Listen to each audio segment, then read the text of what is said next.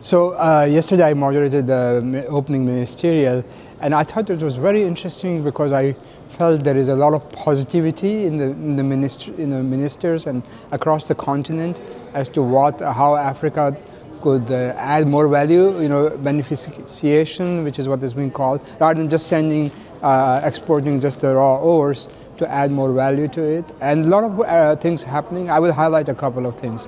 One is a lot of policy reform is happening. We heard from the Nigerian Permanent Secretary, they are rewriting their policy framework, which they want to finish by end of this year. Some harmonization of activity across countries. I think a very interesting discussion about the use of AI to make discoveries faster and really bring things online faster. I heard 3-5 years to bring a new discovery into production.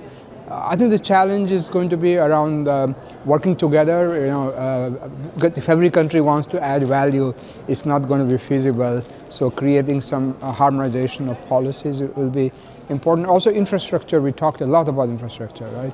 As to where does how do you build all the transportation, the power supply, and there was some recognition that it is going to take time. But overall, I get the feeling, sitting in the room for a couple of hours, that a lot of enthusiasm and a positive feeling that now it's time for the countries in Africa to really add value to their mineral resources. I think the one big area of growth is going to be just in the copper projects, and we heard that even yesterday from the minister from DRC. Copper we call in our company S&P Global copper is the metal for the age of AI. You need copper for power transmission, and you need copper in many of the applications. So big opportunity in DRC, but of course also in Zambia. So copper is going to be a big base. Cobalt is another big opportunity, cobalt projects. And then there are other more conventional projects, such as an iron ore project in Guinea. So we're going to see multiple metals and multiple critical minerals across the continent, and the question really is, how quickly can all of them get investments? So huge opportunity, and remember that there's also investment going in oil and gas. So I think we are at the threshold of massive new investments in the continent across a whole range of projects. Yeah, I think there is going to be not only sort of the competition to get into Africa, but I think competition among countries as to how they build those relationships. So China is already a very large presence in the mining sector in Africa. At the same time, we are seeing sort of reforms. So for example, in the UK, they have done some policy reform which will make it easier for the UK companies to invest.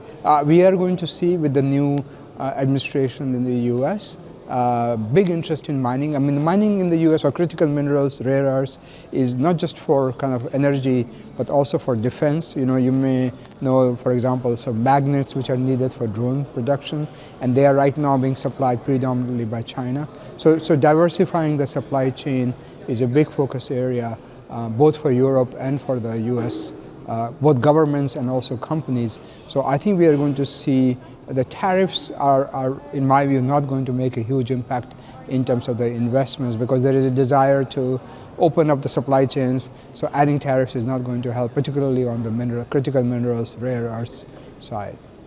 Well, Zimbabwe minister yesterday said ban on anything raw, right? No more export of raw materials. So I think there are certain things, as you just asked, about what will really go faster.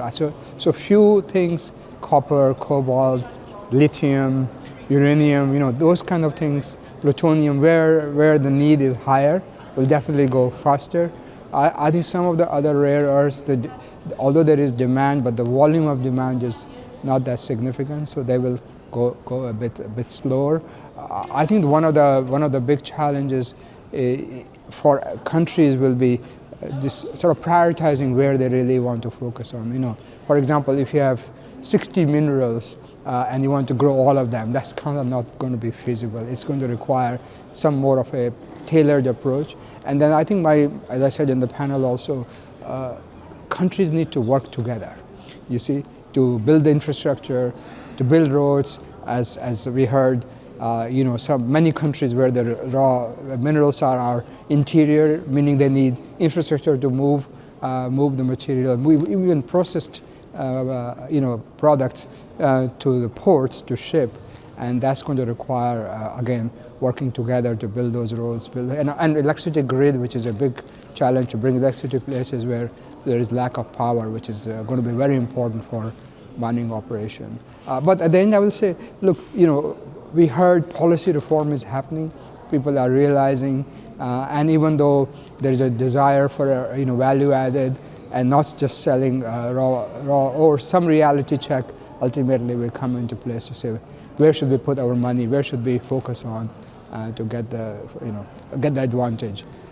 Great news is Africa has a lot of resources, so it's only a matter of time when it'll get realized, and it's happening now. I think that's what I would say.